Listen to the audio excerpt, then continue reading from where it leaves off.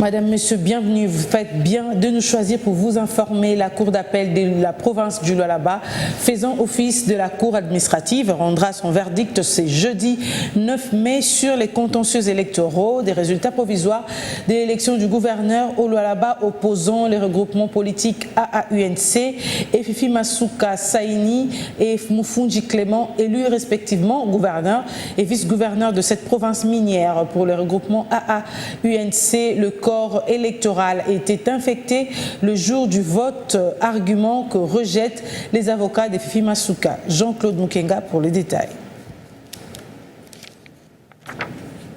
Siégeant en matière contentieux de résultats électoraux, la Cour d'appel du Lualaba faisant office de la Cour administrative rendra son verdict le 9 mai 2024 dans l'affaire inscrite opposant les regroupements politiques AAUNC à Fifi Masuka Saini, élu publié provisoirement par la centrale électorale gouverneur de la province du Lualaba.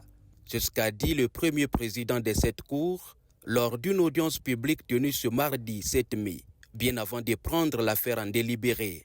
Cette juridiction a été saisie par les regroupements politiques AAUNC de Vital Kamere, contestant les résultats provisoires publiés par la Commission électorale nationale indépendante le 29 avril dernier, proclamant Masuka Saini Fifi et Moufundi Chinat Karl Clément, élus respectivement gouverneurs et vice-gouverneurs de la province du Lualaba. Pour le requérant, la Cour d'appel doit simplement annuler les votes pour irrégularité et fraude présumée.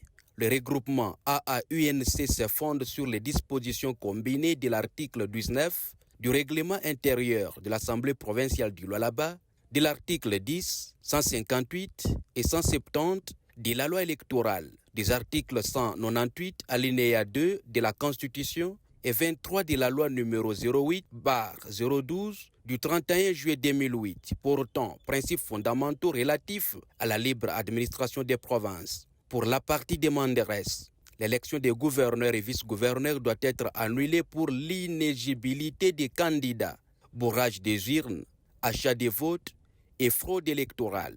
Selon les avocats du regroupement politique AAUNC, la candidate indépendante Masuka Saini Fifi faisait le cumul des fonctions, soit gouverneur de province et député provincial.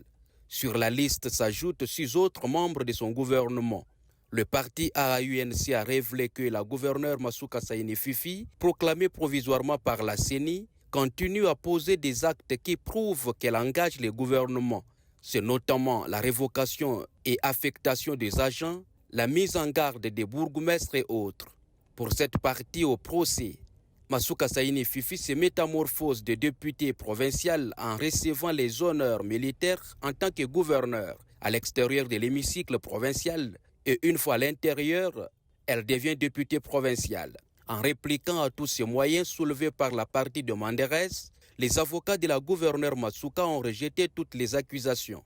Selon eux, la partie adverse n'avait pas de qualité pour engager les regroupements politiques AAUNC. Ils ont soulevé 3 moyens: le manque de preuves d'existence juridique, l'obscurité du libellé et les défauts de qualité.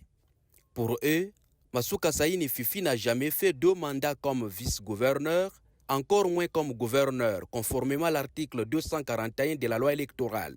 La partie défenderesse affirme cependant que les lettres de rénonciation aux fonctions de membres du gouvernement ont été bel et bien remis au bureau de l'Assemblée provinciale par le ministre et commissaire élu député. Cela entre le 27 et le 29 du mois de février de l'année en cours. Cette partie rappelle cependant que le gouvernement provincial n'existait plus depuis la démission de son gouverneur. Pour elle, ce sont les affaires courantes qui étaient en train d'être expédiées depuis lors. Argument appuyé par le représentant de la centrale électorale qui était invité en qualité d'expert à ce procès jugé historique. Pour la CENI Lualaba, les arguments du regroupement politique AAUNC sont sans fondement. Après avoir écouté toutes les parties, la Cour a mis fin au débat, promettant de se prononcer le 9 mai prochain.